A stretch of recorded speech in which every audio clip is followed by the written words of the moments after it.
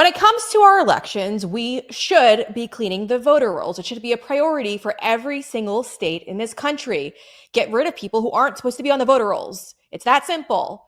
For some states, they just don't want to do it. But great states like Texas, well, they just purged about 1 million people off of their rolls. And interesting enough, when you go through the breakdown, it's actually quite interesting. Texas had almost a 500,000 deceased people currently on their rolls. That's insane. Insane. The other people who are on the rolls are convicted felons who obviously legally cannot vote. And then, interesting enough, 6,500 non citizens they found on their rolls.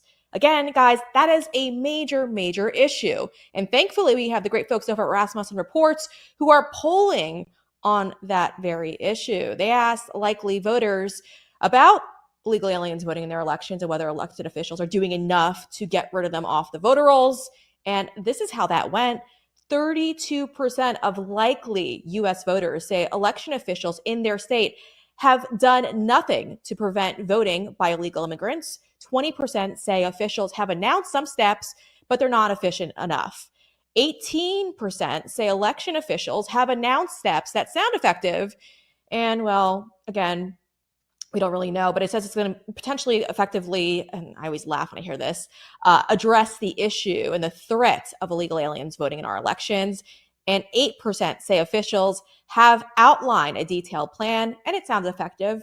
So again, most Americans don't think we're doing enough to push back on illegal aliens voting and interfering in our elections. Joining me to break down the latest Rasmussen Reports poll is their head pollster, Mark Mitchell. Mark, thanks for jumping on. This poll is really important because we're not talking about it enough. Illegal aliens are on our voter rolls. We know that they're there. Texas just proved that they are. We also know that America First Legal is suing as well in states like Arizona.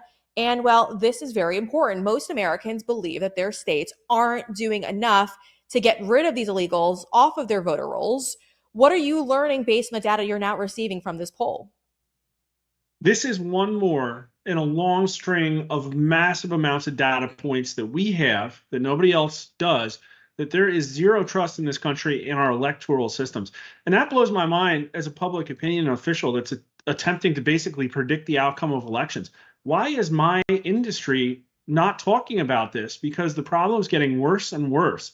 People had a lot of suspicions about the 2020 election, and the idea that you could just gaslight that away by calling it the big lie has not panned out, because now 66% of all U.S. likely voters are at least somewhat concerned that the outcome of this upcoming election is going to be affected by fraud and cheating. And that is terrible. There's zero confidence in our elections, and time again, voters have told us in many different ways that they want more controls, they want audits, they want IDs, they want paper ballots, and they don't like what electronic voting systems are doing. And of course, nobody is paying attention to this issue at all. And not only that, we've actually done some polling that's shown there has been fraud. The big issue with dirty voter rolls, and people might say, oh, it's government. How accurate can the data be? Well, blah, blah, blah, blah, blah. People can go and request ballots for those people and then get them sent to addresses and harvest them. That is happening at some level. And people even told us that in the 2020 election, in the swing states, 20% of all voters said they got at least one extra ballot at their address for somebody that doesn't live there or for more than one people. I know personally, my brother died in 2017. He got 3 mail-in ballots in New Jersey in 2020. So this is happening. Voters know it. And that's how you get results like this, with the majority saying 52%. Yeah, our officials are really not doing what is sufficient, and that's with 21% of people who say not sure. So, the real breakdown is like, this is like a 3-4 to 1 margin of people saying the officials are actually doing enough. But in the last week or two, we've seen these actions, and it's the right direction. I hope that this gets contagious. Voters are even telling us in these massive polls that we do that they're not citizens, and everybody's just been ignoring that result or treating us like some kind of conspiracy theorists. But then, sure enough, Texas shows that there's illegal aliens registered to vote. Ohio said that they found a couple hundred non-citizens on their rolls too, and actually, I think almost 200 of them already voted in this election, and those are red states. So this is absolutely happening. there is fraud. We need to get better at fixing these issues, and our officials just want to run and hide. Yeah, and that's the problem here is they don't really want to address this issue, but there is fraud. And to sit here and continue like there isn't is pretty upsetting in itself. Our elections are sacred and they need to be protected. Because again, when somebody votes who's not supposed to vote, which is either a deceased person or an illegal alien, it takes away the voting rights of Americans. And that should be a priority. You know, I was just watching the news, the left leaning news, of course, and they were upset with the Texas AG, Ken Paxton, who's now going after groups who are registering illegal aliens to vote. He's been conducting all these investigations throughout the state, and they're trying to make it seem like it's a race issue, like he's going after Hispanic groups. But it's not Hispanic groups that he's going after. He's going after groups that are going out there and getting illegals to vote. So that's deeply concerning. But again, we're very limited with the amount of state AGs who will go out there and prosecute these crimes. There's literally a handful at this point. So it's great that we have Paxton on our team, but all of these other Republican AGs need to get in line. Mark, I wanted to also jump over to another poll that you guys did as well. This one going after the advisory groups. And it's interesting too, because we saw Mark Zuckerberg actually write a letter saying he regrets his role in censoring Americans back in 2020, I believe it was, regarding COVID, but I'm sure he also meant the election as well. But let's talk about this poll. It says 11% of voters believe election officials in their state have taken the appropriate steps to prevent outside funded election advisory groups from interfering with public employees running state election systems. 14% say their state officials are taking modest steps towards preventing outside interference, while 17% say officials in their states have taken some steps, but not enough. 23% say election officials have not addressed election interference by outside groups at all.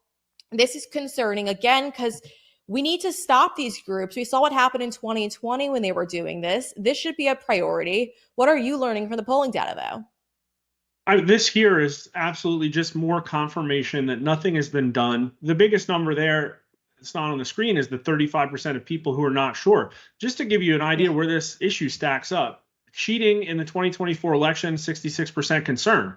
That's like higher than education issues. That's higher than abortion and violent crime. Like people really care about this, and it's not being done. And I'll tell you right now, like this Zuckerberg thing, we knew way back in 2021 that a massive number of voters knew there was a problem. This is before all of our election integrity polling and before any of this stuff really came out, that Zuckerberg's monies should not be involved in elections. They just hated the optics of that. It's nice for him to finally catch up with everybody, but I mean, it looks like the blob got the result that it wanted in 2020 because that money absolutely had an impact. Yeah, it did. It did. And we need to, thankfully, in some states, though, they did go after Zuckerberg and ban Zuckerberg money from pouring into their elections. But it should be a priority. It truly should be a priority, Mark. And I find it interesting that most Americans kind of agree with that they don't think that their states are doing enough to block all of this.